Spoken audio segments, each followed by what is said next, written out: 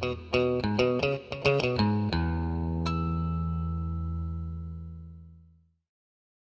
everyone, and welcome to another one of our videos. Today I'm going to be changing the radiator on our 1995 Mercedes S320, and that's about the only thing that you're going to need this much coolant for. I've got 6 gallons of Xerox Go5 concentrate. This is the correct coolant for this car, and I also have 8 or 9 gallons of distilled water because I'm going to be flushing the old coolant out as well. The reason that I'm doing this is because the car runs hot, if you're sitting in traffic especially. I also may be changing the water pump at the same time, which will be in a separate video, but I'm going to inspect the water pump as it is because it is not original to the car. It was replaced about 10 years ago, and it seems to be functioning fine, no leaks, no nothing like that. So what I'm going to do is take you underneath the car. I've already gotten started on the job, gotten the car up on some ramps, and I'm going to show you how to drain the radiator first and foremost. So the radiator drain cock is right behind the front access panel on the front bumper. In order to take the access panel off, it looks like this. It looks like this whenever it's installed on the car. And this is the one that has the air temperature sensor, the outside air temperature sensor on it. In order to take it off, all you need to do is pinch it to pop this tab right here out from behind these ones up here. And then once you do that, it swings out and just pulls out straightforward. And you can just let it hang by the sensor wire as long as you're careful not to pull it. Right inside there is the radiator drain cock. So you're going to loosen that using a flat blade screwdriver in the slot, and I highly recommend using a hose. This is, I believe, 10mm vacuum hose. It's just out of my random assortment of hose that I have left over from previous projects, and it's running down underneath between the front bumper and the front under tray into a drain pan, which I filled up, as well as a giant empty container that is safe to use for coolant. So once all the coolant finishes draining out, I'm going to go ahead and close this back up and move on to the actual radiator flushing process before I remove the radiator. Okay, so I'm here on the passenger side of the car, underneath the car. I'm looking at the rear end of the passenger side of the engine block, and right there is your block drain. Now before I pour in any distilled water to flush out the system, I drain the block. All you need to do that is slip a hose over the block drain, and it takes a 19mm wrench to crack it open. All I did was run the hose again into my 2.5 gallon jug that I'm using to hold all the coolant and drained it into there. Pretty simple. It didn't take too terribly long, maybe 5 minutes of draining, and then it stopped, and then close it back up before you pour in any new liquid and run the system. So right now I'm going to go ahead and top off the cooling system with just straight distilled water so I can dilute anything else that's in there and drain that out in the second round of draining, and I'll be right back with that. At this point I have the cooling system refilled and I'm about ready to start the vehicle.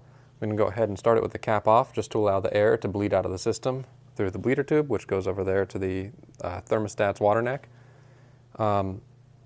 Once some of the air has bled out of the system and the coolant level has dropped, I'm going to add the full 2 gallons. I've added maybe 1.7, 1.8 gallons into the system right now, and it should take about 2 just for the quick drain or refill and drain just to flush out the system.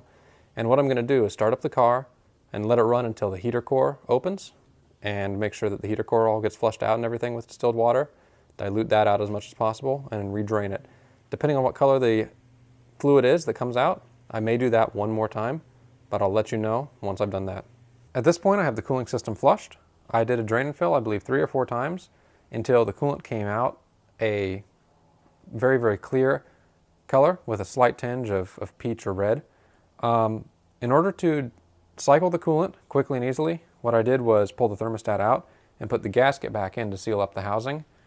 The reason for doing that is because once you drain the block, no coolant will flow into the block until the thermostat opens up because of the way that this cooling system functions. So in order to force coolant into the block, as well as force the system to cycle and flow throughout the entire loop without having to wait for the car to heat up, I pulled the thermostat out. So the coolant was just flowing through, and inside I turned on the heater so it would flow through the heater core and clean all of that out as well, all the coolant that was left over in that heater core.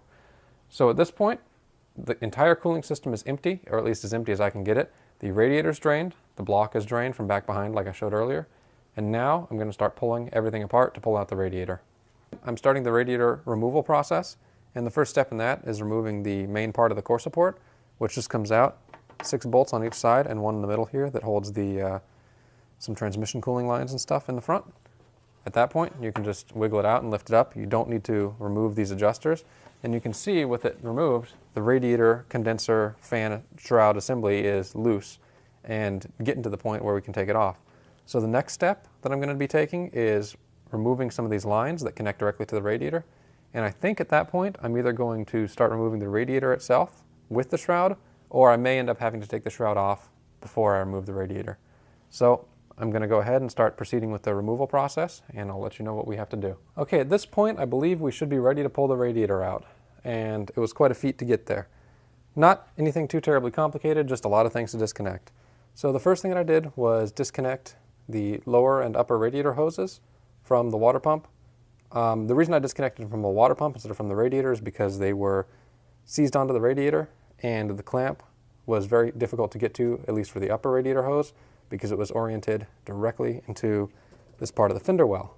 So that was not smart on whoever assembled it, but that's how it is. I'm going to pull out the radiator with those hoses attached. I pulled out the fan shroud. All you need to do that is to remove the ring by turning it counterclockwise and kind of wiggling it out. And then to remove the actual fan shroud, there's a clip here and a clip here.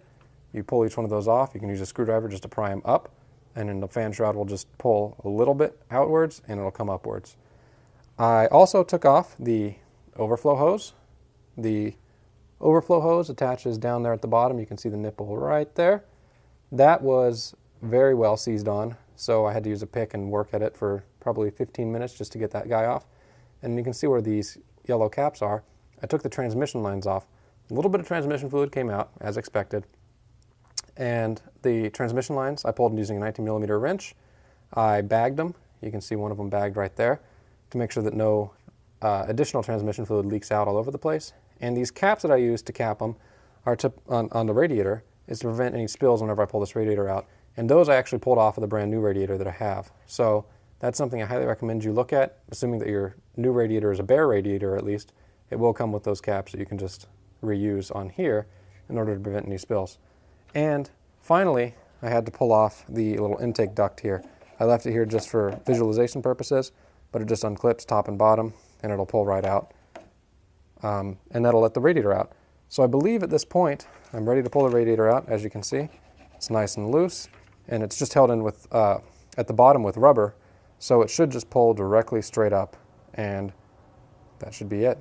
So I'm going to go ahead and pull it out, and we'll see what we're working with. Okay, as you can see, we have the radiator out of the car now, and what you see on the screen may be the reason for our cooling issue. You can see that there's a ton of crap collected on the radiator across about 50% of the entire front. Basically, it looks like that was blocking airflow through it. Now, that said, we're still going to replace the radiator just because this is an original one. You can see where it's had some leak issues in the past, maybe just some seepages, or might just be some spillover from whenever somebody was filling the radiator or doing some service on it before. But we're going to replace it with a brand new unit because we have it. So at this point, what I'm going to do is investigate replacing the water pump. If I decide to do that, I'll let you know, and that'll be a whole separate video on the procedure to replace that, starting from this point. Other than that, the next clip you're going to see in this video is of us starting the installation of the new radiator. Alrighty, we're now back to the radiator replacement. The last I mentioned, I was considering replacing the water pump. I did indeed go forward with that, and it is now replaced. One thing that I recommend you replace with your radiator is your thermostat. If you don't know when the last time it was changed was, and if it wasn't very recent, I highly recommend you go ahead and just change that along with a new gasket for it, because that's something that's a really, really easy maintenance item and something that's very easily overlooked, but has a huge impact on your cooling system's performance. So at this point, I still have the lower and upper radiator hoses off. I have the actual thermostat housing off as well, because I'm going to be filling the cooling system, or the block, with distilled water through this port right here to make sure that the block has water in it for whenever I start the vehicle for the first time. And what I'm going to do is start putting everything back together. So the first step in that is going to be installing the water pump bypass hose, which goes from the water pump right here to the front of the head right here. That's a pretty simple item to install. All the part numbers for all of these hoses that I'm replacing will be in the description, and I'm going to go ahead and do that, get everything tightened up there, and we'll move on to putting the radiator assembly together and dropping the whole thing in.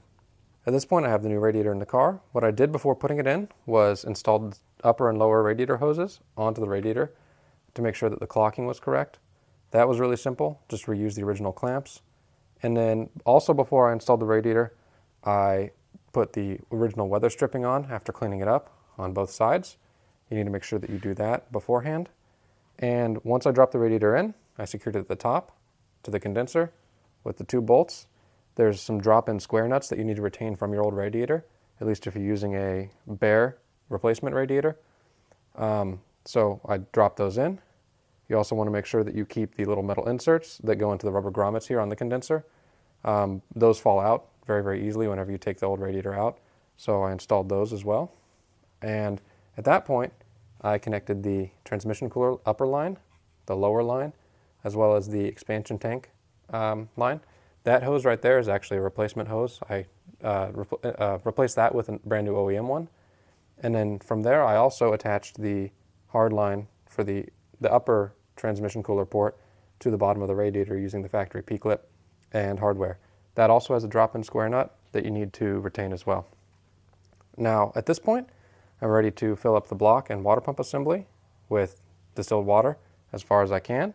And then at that point, I'm ready to button up the thermostat assembly, put the upper housing back on, as well as hook up the upper radiator hose and the crossover hose that goes through here.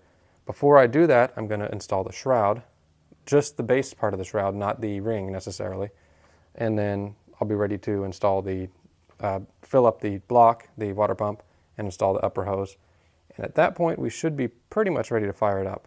Oh, and one other thing I forgot, I need to install the intake air duct before I install the fan shroud. So I'm going to go ahead, start putting more pieces back on, and we'll come back and see where we're at.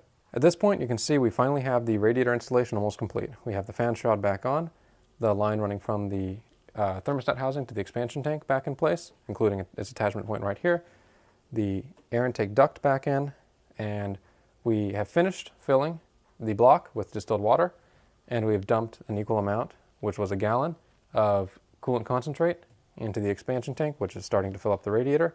What we're doing now is making our own 50-50 mix of concentrate and distilled water, and we're going to be filling it up the rest of the way to top up the system. And at that point, we should be ready to start up the car, check for any leaks, test everything out, and make sure everything is working properly. Now, I'm going to start up the car before putting back the core support, as well as the weather stripping that goes on top of the radiator, just in case there's any kind of leak that I have to diagnose. But I think we should be set, fingers crossed. So I'll come back and let you know what happens and show you how to wrap up this job. All right, installation is now complete of the new radiator as well as the new water pump, which again is a separate video. It went pretty easily. It took a couple days working on and off, but overall it wasn't too bad of a job. It's just a lot of disassembly and reassembly depending on how far you're going. I replaced pretty much every hose that I touched. In fact, I did replace every hose that I touched that wasn't one that I'd already replaced, like this one up here. But overall, it's a pretty easy job. Again, it just takes a little while. So with that, I want to thank you all for watching. I hope this video helped you, and I'll see you in the next one.